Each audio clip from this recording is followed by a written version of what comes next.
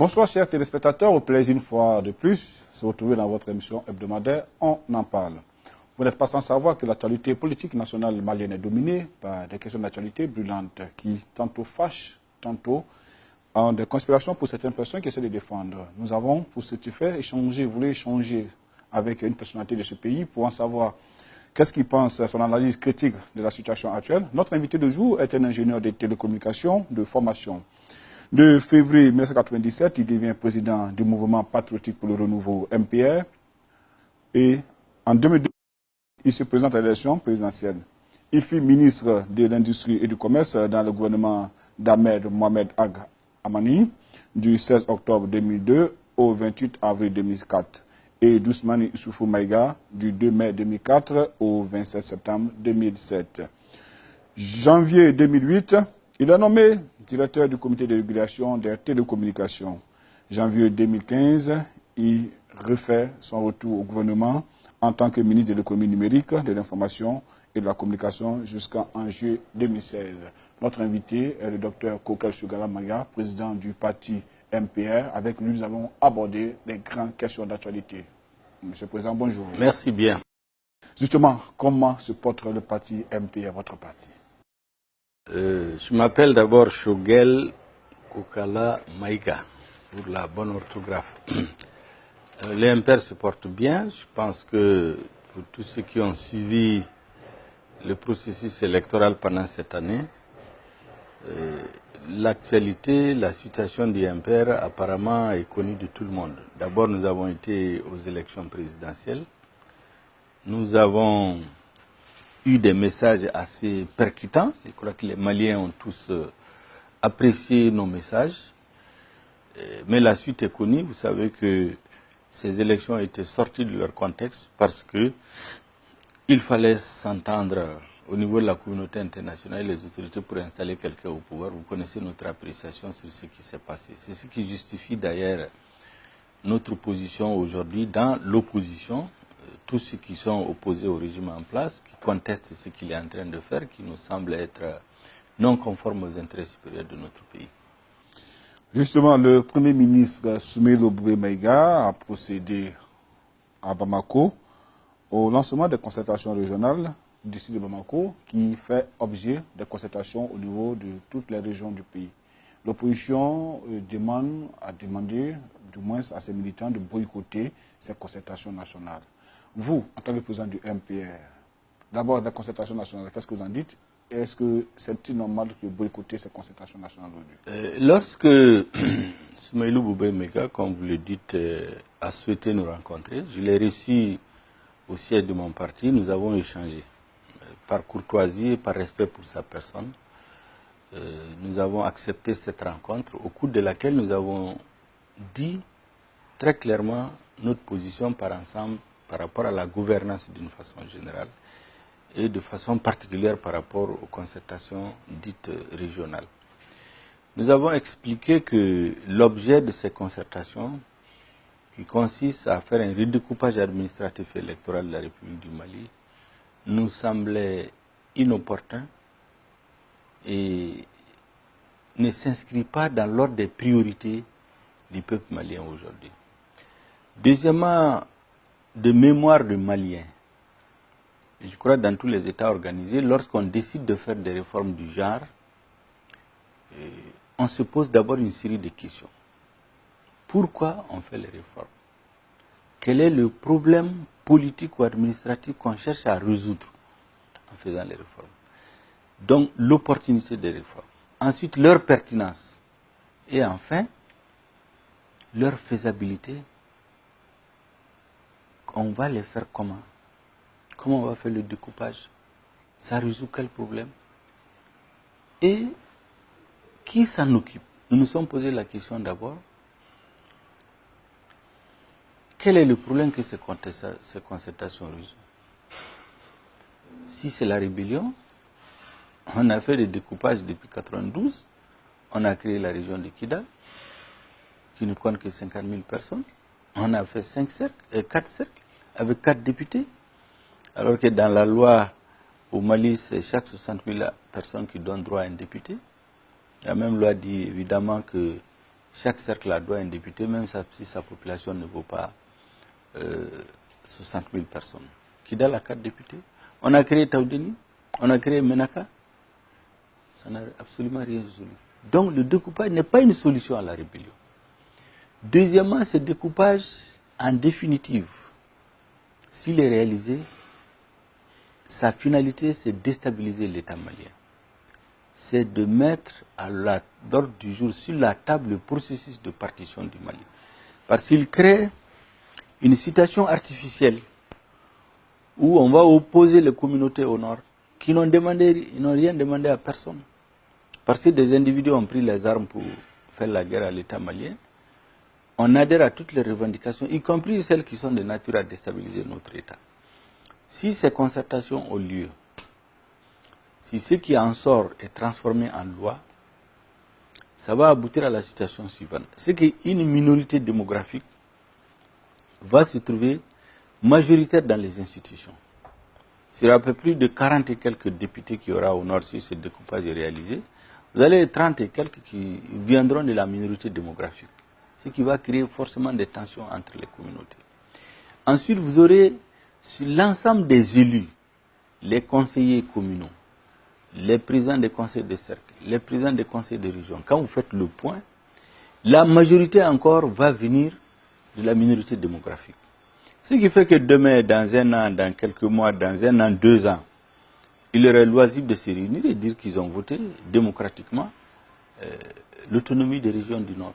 Ça va être exactement comme en Catalogne. L'État malien n'a pas les moyens de s'imposer, d'autant plus qu'il n'existe même pas dans ces régions. L'État malien n'existe pas. Mais vous attendez parler justement, lorsque donc, que vous n'êtes pas d'avis à le Premier ministre qui dit que cette réorganisation territoriale est juste de rapprocher l'administration auprès de l'administré. Vous savez, le Premier ministre, c'est un journaliste, donc il passe son temps à faire de la communication. Il ne résout pas les problèmes.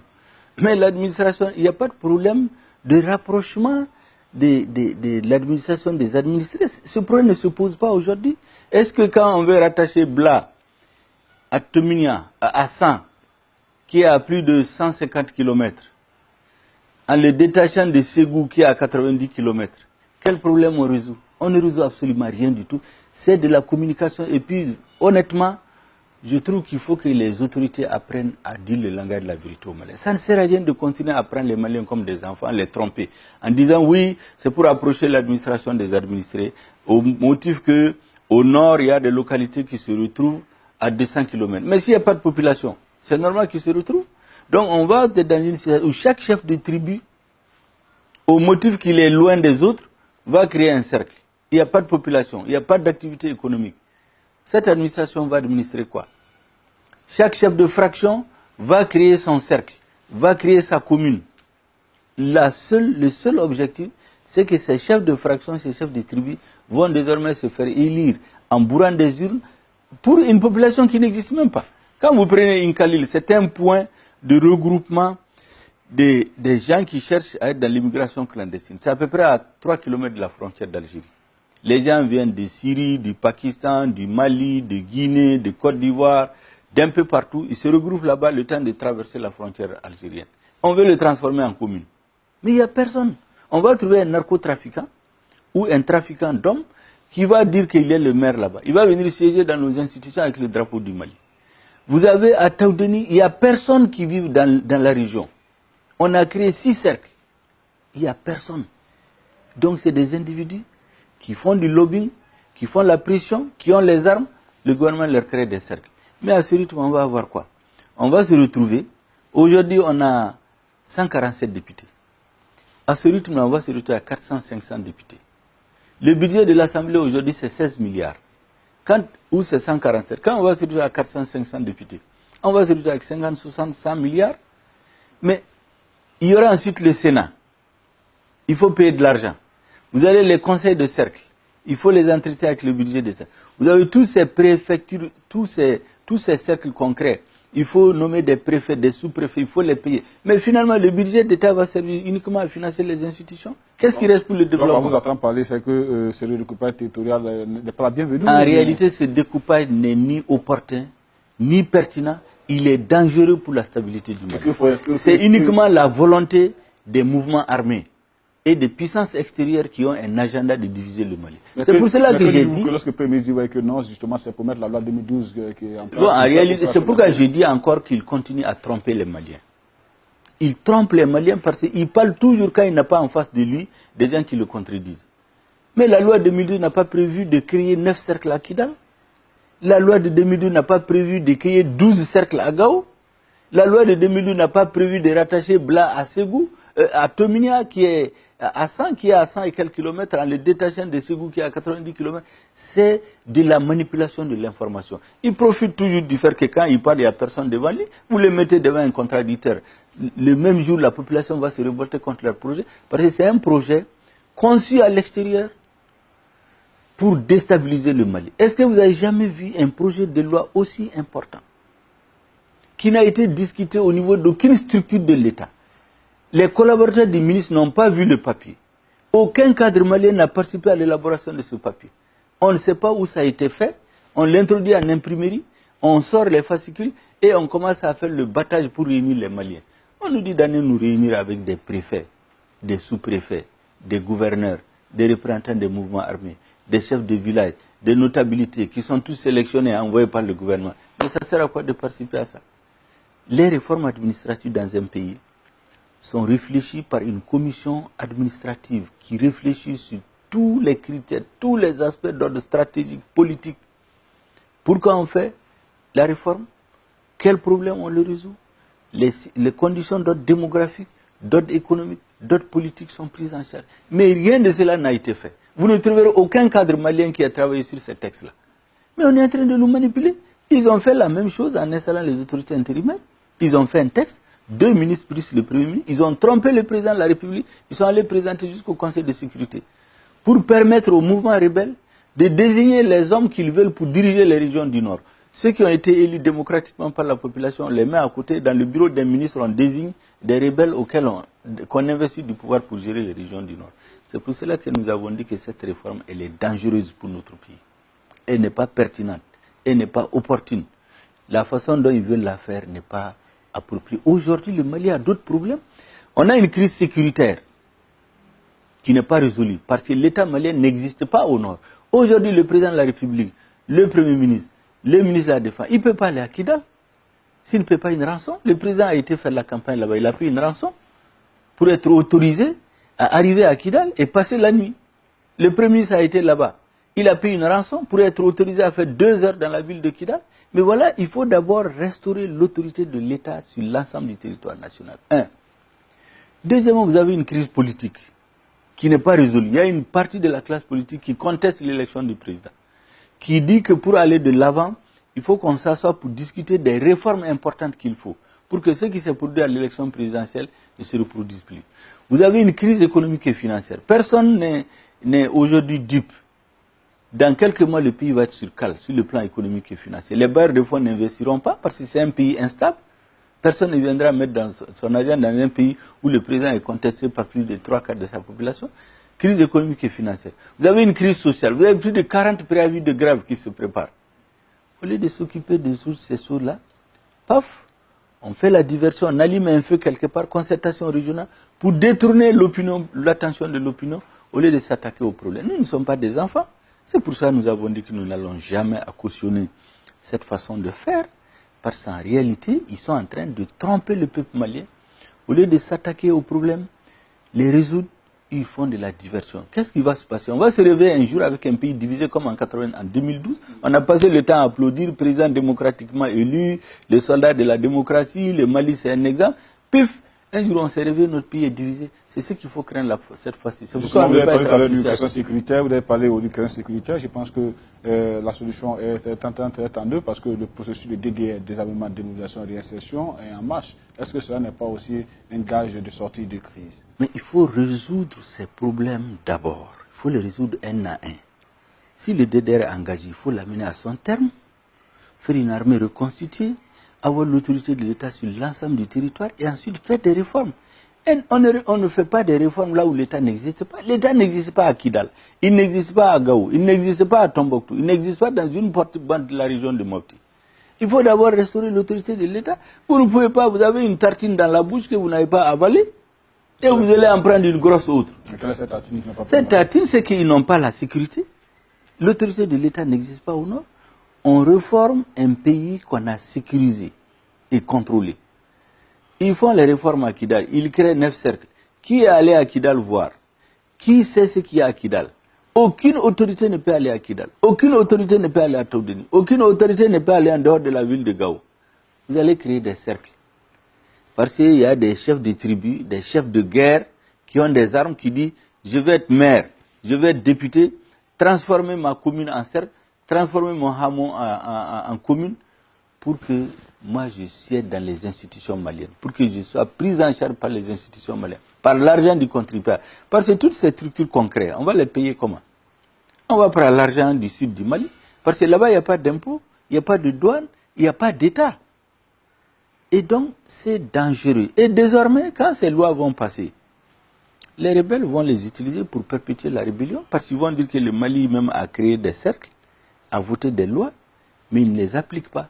Parce que l'État ne pourra jamais appliquer cette loi. Il ne pourra jamais faire fonctionner ces cercles.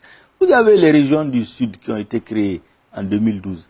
Pourquoi on n'organise pas ces régions dont on a désigné les gouverneurs dans la précipitation pour des raisons électoralistes pendant la campagne électorale? On s'occupe d'abord de faire le découpage en cercle, en arrondissement, en commune, qu'on finisse les réformes comme on a fait à Taoudeni et Menaka. Et maintenant, l'État s'attache à contrôler tous les territoires et après faire des réformes. Or, on ne fait pas ça. On met la charrue avant les bœufs. Et vu cette situation actuelle, que préconisez-vous, vous, maître? Nous avons été très clairs, je l'ai dit dans une déclaration que j'ai publiée.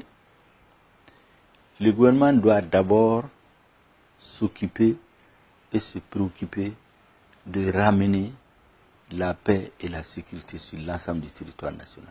C'est pour cela que les Maliens ont élu Ibrahim Boubacar Keïta en 2013. Aujourd'hui, on ne parle plus de Kidal. Quand il venait au pouvoir en 2013, on parlait de Kidal. Aujourd'hui, à Mopti, on est dans une situation de guerre civile dans la région de Mopti. Les gens ils viennent jusqu'à Banamba, à 200 km de Bamako. C'est à ça d'abord qu'ils doivent s'attacher à trouver une solution. Deuxièmement, il y a une crise politique à laquelle il faut trouver des solutions à travers des discussions politiques, un dialogue politique. Ensuite, il faut trouver une solution aux questions d'ordre économique. Tout le monde sait qu'aujourd'hui le pays est bloqué parce qu'il n'y a pas de confiance dans le gouvernement. Il n'y a pas de confiance dans les autorités.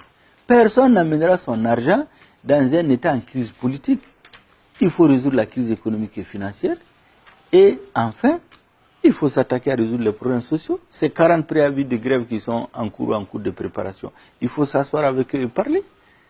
Et dire ce qui est vrai, ce qui n'est pas vrai. Voilà, de notre point de vue, l'ordre dans lequel il faut faire les choses. Mais des concertations régionales et nouveau découpage, c'est fait uniquement pour donner satisfaction à ceux qui ont pris les armes contre notre Mali. Et nous n'allons jamais travailler avec un gouvernement qui cède au chantage en permanence. On prend les armes, on te donne ce qu'on veut. Tu ne prends pas les armes, tu veux exercer des droits constitutionnels, on te bastonne, on te gaze, on te frappe, on te met en prison. Mais on ne peut pas accepter ça. Parlons justement des préavis de grève qui sont cascades sur la table du gouvernement. Le Premier ministre Soumaïlou Maïga a annoncé qu'il y aura bientôt un forum social qui aura pour objectif, selon le Premier ministre, premièrement de créer des conditions d'un dialogue social rénové sur une base durable et secondo, traiter des questions liées au statut, au régime des rémunérations, à la gestion des carrières dans un esprit d'équité et de justice. Est-ce que ça n'est pas une porte de salut? Vous savez, dans une situation normale, c'est une démarche qui est à saluer. Mais le problème, c'est qu'on n'est pas dans une situation normale. C'est ce qui donne l'impression que ces concertations, ça va être un grand messe encore, où les gens vont venir se défouler, mais il n'en sortira rien. Exactement comme la fameuse conférence d'entente nationale. On a tapé sur les tambours pendant 1 an. On a tenu la conférence d'entente nationale. On avait dit que c'est pour que les Maliens s'entendent. Il n'y a rien aujourd'hui. Ça va être la même chose. Ces concertations-là vont se tenir. C'est comme les concertations qu'ils sont en train de tenir. Ils vont les tenir. Il n'en sortira rien de bon pour le Mali. Ils vont tenir ces conférences-là. Vous allez voir, ça va être les grands messes encore. Il n'y aura rien. Parce qu'en vérité, les problèmes, il faut les résoudre dans l'ordre. Quand vous voulez construire un bâtiment, vous faites le soubassement. Vous faites le premier étage, le deuxième, si c'est 4 étages, 3, 4. Vous ne commencez pas par le troisième étage alors qu'il n'y a pas de soubassement. Et c'est ce que les autorités sont en train de faire. Au lieu d'aller à des conférences sociales et résolver la crise politique, et résolver la crise sécuritaire, attaquez-vous à ça d'abord. Donnez l'exemple dans la bonne gestion. Donnez l'exemple dans la gestion des ressources de l'État. Donnez l'exemple, dites aux Maliens l'argent qu'il y a, voilà ce qu'il y a, comment on le répartit. Mais lorsque les gens ils s'assoient, ils apprennent par les réseaux sociaux, ils apprennent par des fuites, organisées ou non, comment l'argent public est utilisé. Bon, les syndicats vont se lever et demander l'impossible. Tout le monde sait que les revendications catégorielles qu'il y a aujourd'hui sur la table, l'État ne peut pas y faire face sur le plan financier. On n'a pas besoin d'être un homme politique pour le savoir. Ces revendications souvent viennent du fait que l'État cède au chantage. L'argent qu'on est en train de prendre pour organiser des concertations qui ne servent à rien. L'argent qu'on utilise pour payer les rebelles qui sont dans différentes institutions. L'argent qu'on prend pour payer des organes concrets, des autorités intérimaires, des conseillers spéciaux, des gouverneurs, qui sont payés à 600 000 francs à ne rien faire. Alors que vous avez des ressortissants de l'ENA qui ont fait des années d'études, qui sont dans la haute administration, qui sont payés à 200 300 000 francs. L'argent est utilisé pas à bon escient. C'est ce qui amène tout le monde à dire, bon, nous aussi on va demander, sachant bien que l'État n'a pas d'argent. Donc ces conférences ne serviront à rien. Ces syndicats vont venir chacun pour demander des augmentations de salaire. Les syndicats viennent pour ça. Parce que l'approche globale dont ils parlent, c'est une approche politique. Vous avez la crise politique dans le Mali. Vous ne donnez pas l'exemple de bonne gestion. Mais les syndicats ne vont pas vous croire. Les syndicats vont venir demander des augmentations de salaire. Le gouvernement ne peut pas les faire. Donc ça aura le même sort que la conférence d'entente nationale, que les conférences qui sont en train d'organiser. Ça ne résoudra rien. Ça va servir de faire la com pendant quelques semaines. Point à la ligne. Je n'y crois pas du tout. Donc c'est que vous êtes sceptique à tout ce qui se passe actuellement au niveau du pays. Moi, j'ai une formation d'ingénieur. Quand vous construisez un édifice, vous faites des calculs. Ces calculs doivent être justes. Lorsque vous mettez un moins à la place d'un plus, l'édifice ne tiendra pas, il ne sera même pas construit. Ce qu'ils sont en train de faire, c'est ils font de la manipulation de l'opinion en permanence. On est dans la com. On ne résout aucun problème. Qu'on me dise un seul problème qui a été résolu. Il n'y a pas. Quand il y a un problème, on se lève, on fait de la com, on amène la télévision, on organise des concertations, on amène des gens qui viennent parler pendant des jours et des jours à la télé et c'est fini. On se réveille 2 semaines après, on trouve que le problème n'a pas été résolu. Quel est le seul problème, le seul, parmi ceux que je viens de citer, qui est en voie de résolution? La crise sécuritaire, la crise politique, la crise économique et financière, la crise sociale. Mais qu'est-ce qu'on fait? On laisse la crise sécuritaire, la crise politique, la crise économique et financière. Hop, on organise des concertations sociales pour distraire les gens pendant quelques semaines. Quand ça va passer, quelques mois après, hop, on va dire qu'on fait le référendum. On va distraire les gens pendant des semaines. Hop, on fait les élections législatives. Mais à ce rythme, on ne gère pas un État comme ça. Ou bien des députés qui vont s'asseoir pour voter eux-mêmes. Oui, j'ai été élu pour 5 ans, mais maintenant, j'ai envie de rester encore 5 ans. J'écris une lettre à la Cour constitutionnelle qui dit les termes, voilà le texte que vous devez m'envoyer, oui je vous autorise. Mais à ce rythme-là, demain on va trouver un président aussi qui dit qu'il va rester pour 5 ans. Parlant justement de l'Assemblée nationale, la Cour donne feu vert pour 6 mois de prolongation de ce mandat.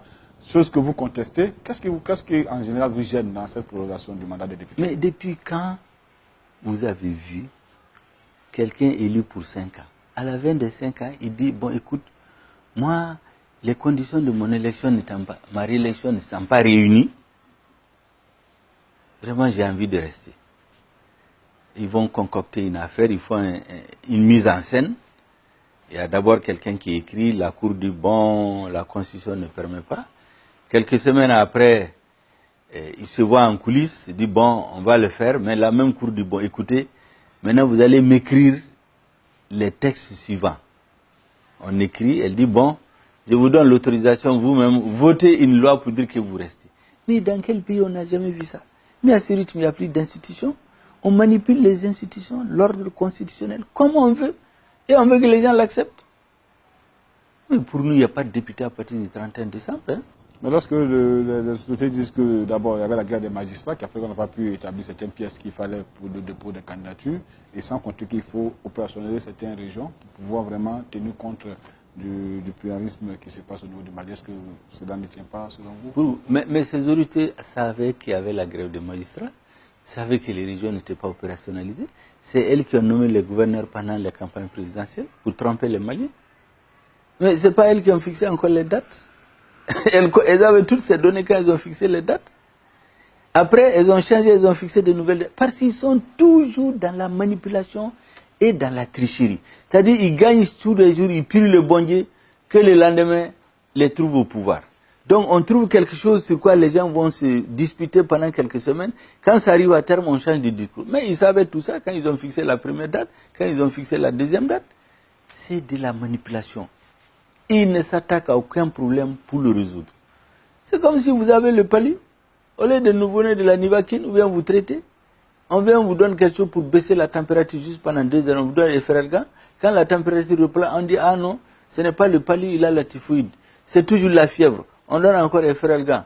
On baisse la température. Le lendemain, on se dit non, non, non, il a un problème autre que ça. Mais on est dans ça tous les jours. Au lieu de faire un bon diagnostic, traiter une bonne fois. Tous les arguments que vous venez d'avancer, ils les savaient quand ils fixaient la date. Ils les savaient quand ils changeaient les dates. Ils les savent aujourd'hui. Parce que la finalité dès le départ, c'était de ne pas d'installer un président, quels que soient les moyens, et le reste continuer à manipuler les institutions pour durer au pouvoir, pour faire ce qu'on veut, sans contrôle, sans rien.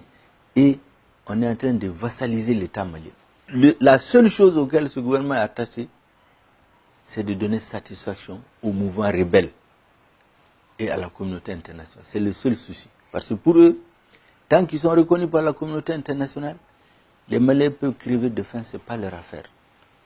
Sinon, ce n'est pas des arguments qui tiennent. Si c'était le cas, vous résolvez, vous appelez toute la classe politique, vous dites objectivement, voici pourquoi on ne peut pas tenir les élections. Qu'est-ce qu'on fait?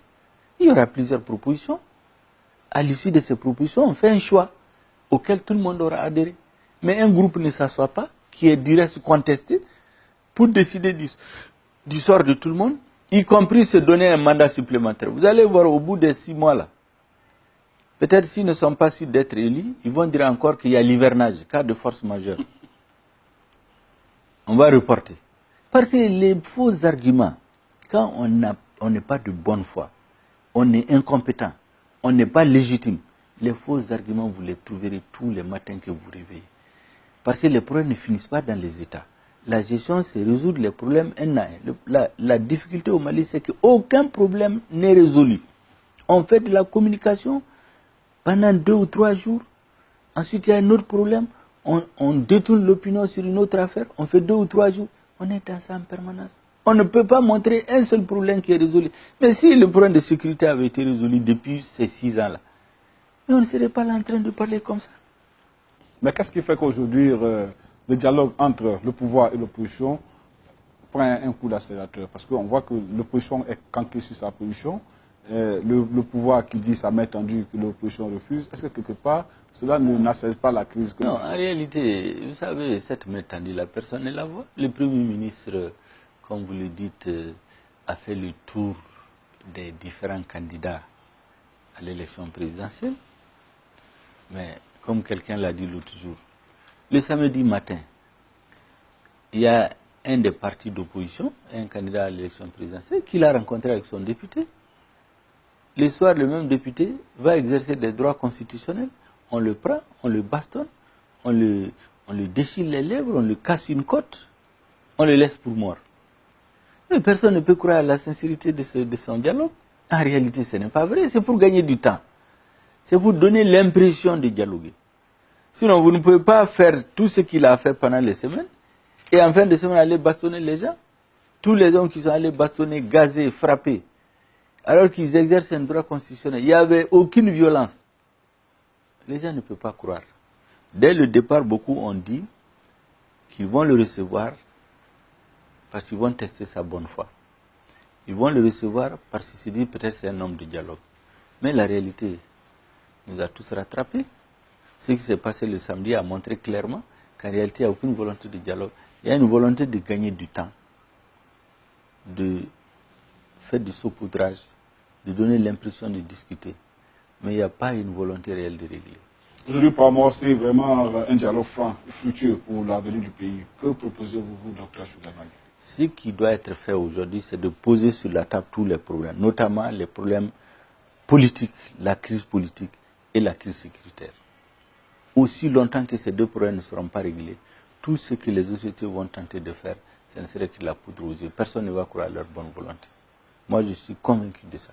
Si on ne construit pas ça, on ne fera rien. Vous savez, je l'ai dit lorsque Soumeylou Boubé est venu à notre siège, je l'ai dit que quand on observe la façon de fonctionner des présidents dits démocratiquement élus, ils se comportent tous comme des gens qui ont pris le pouvoir par les armes. Quand ils veulent de quelque chose, ils ne cherchent pas à avoir un consensus national. Ils cherchent une fraction du peuple qu'ils utilisent contre le reste. Ils manipulent les institutions, ils font voter des lois qui sont contraires aux intérêts de notre peuple. Ils fixent les dates. Les référendums constitutionnels, ça fait 3 fois qu'on essaie de les réviser. Tous les présidents ont eu la même attitude. Il y a une crise politique qu'ils n'ont pas résolue. Ils ont voulu forcer les référendums. Ils ont fait voter leurs lois en manipulant les députés. Ils ont fixé la date du référendum. Ils ont lancé le collège électoral. À la dernière minute, ils ont retiré sans jamais expliquer aux Maliens pourquoi. La réalité, c'est que à la dernière minute, ils se butent à un mur qui est le mur de la réalité. Ce qu'ils ont refusé dès le départ, résoudre la crise politique, trouver un consensus national sur les grandes questions pour avancer, ils finiront par buter à ce mur-là et ils reculeront. Parce qu'ils n'auront pas le choix, ce serait une question de survie pour eux. C'est ce que tout le monde a vécu. Alpha Oumar Konaré a essayé de faire sa révision. Amadou Toumani Touré a essayé de faire sa révision. Ibrahim Bokar Keïta a essayé de faire sa révision. La révision qu'ils ont prévue pour Moula de Mars aura le même sort. S'ils ne résolvent pas la crise politique, il n'y a pas un minimum de consensus national sur les grandes questions de l'heure, ils ne pourront faire aucune réforme. On n'a pas besoin d'être un grand homme politique, d'être un grand historien, un politique pour savoir. Dans toutes les sociétés, c'est comme ça. Mais eux, ils se comportent comme quelqu'un qui a pris le pouvoir par les armes. J'ai le pouvoir, je suis reconnu par la communauté internationale, j'ai la force armée pour mater les manifestants, même si je ne peux pas faire la guerre. J'ai les finances de l'État, je fais ce que je veux. Ça ne peut pas marcher comme ça, il faut qu'ils sortent de cette logique-là. Après le meeting qui a été marqué, comme le dit, à la prise du travail de l'opposition, est-ce à dire que le dialogue avec le pouvoir est carrément suspendu ou pour le moment il y a... Vous savez, en vérité, de mon point de vue, c'est ce que j'ai dit à certains qui avaient estimé qu'il ne fallait même pas rencontrer Soumeylou Boubé Mega. De mon point de vue, celui qui ne veut pas dialoguer, ce n'est pas un homme politique. Vous ne pouvez pas vouloir faire la politique et dire que vous ne dialoguez pas. Deuxièmement, mais on est tous des Maliens. Chacun croit que c'est lui qui aime le Mali. Les gens du pouvoir pensent que c'est eux qui aiment le Mali, c'est les patriotes. Moi, je ne crois pas qu'ils sont d'1 millimètre plus patriotes que moi. Et donc, si on reste dans cette posture-là, mais qui aura raison? Personne n'aura raison. Le Mali, c'est pour tout le monde. Donc, moi, je suis convaincu qu'on finira par dialoguer. Et puis, de toutes les façons, quand les gens refusent le dialogue, c'est quoi? Ils font la guerre. Mais la guerre, elle finit comment? Elle finit toujours autour d'une table. Soit on s'entend pour la finir, ou bien quelqu'un est battu et on finit. On toujours autour de la table. Donc, il vaut mieux commencer si vous avez l'opportunité. Mais quand vous vous asseyez pour négocier, pour discuter, il faut que vous entendiez de quoi vous allez parler. Qu'est-ce que vous recherchez? Si l'objectif, c'est toujours de faire capituler l'opposition, aller avec les mêmes systèmes de bourrage des urnes, des électeurs fictifs, fabriquer des députés, fabriquer des maires, mais ce dialogue, personne ne rentrera là-dedans. Moi, je vous donne l'exemple chez moi, dans mon cercle d'origine, le cercle d'Ansongo.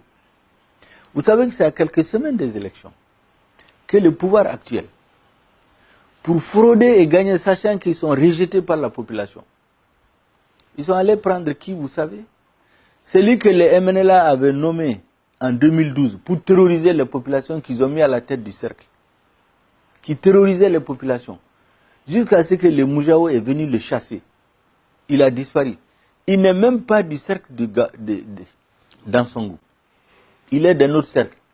c'est lui qu'on a nommé à la tête du cercle d'Ansongo, à quelques jours des élections, au titre des autorités dites intérimaires. C'est lui qui a pris des véhicules avec des armes pour imposer le vote pour un candidat dans certaines tribus. C'est authentique, parce que les gens ont appelé la préfecture et la MINUSMA dès 6 heures. Mais il n'y a rien. Mais vous croyez qu'il y a un pouvoir qui est installé de cette façon? Moi, je vais l'accompagner comme ça, sans qu'on ne discute pour dire qu'au moins ce qui s'est passé ne se reproduira plus. Ça, c'est des faits. Justement, mais malgré ce que vous venez de dire, est-ce que l'espoir est permis? Mais bien sûr, on vit d'espoir. S'il n'y a pas d'espoir, ce n'est pas la peine de vivre. Moi, je suis convaincu, quand ils vont arriver dans une impasse, parce qu'ils seront dans l'impasse. On n'a pas besoin d'être un homme pour savoir que le chemin qu'ils ont suivi là, ça ne conduira nulle part. Ils seront obligés de rebrousser chemin et savoir pour discuter avec ceux qui sont de bonne foi. Ça, c'est ma conviction. Docteur Kokoras, merci beaucoup, docteur. Merci bien. Merci, chers téléspectateurs. Au plaisir de nous avoir suivis. Restez fidèles à M7 TV. D'ici là, je vous dis au revoir et que Dieu bénisse le Mali. Sachez qu'avec l'espoir, tout est permis. Nous vous invitons donc à méditer sur cette citation du roi Guézo du Bénin qui a dit, il a déjà trouvé, que tous les fils de ce pays se donnent la main pour pouvoir boucher les trous. Inch'Allah, Dieu nous donne rendez-vous. Dieu protège le Mali. Ayons foi, car chaque jour est une vie. Au revoir et à très bientôt.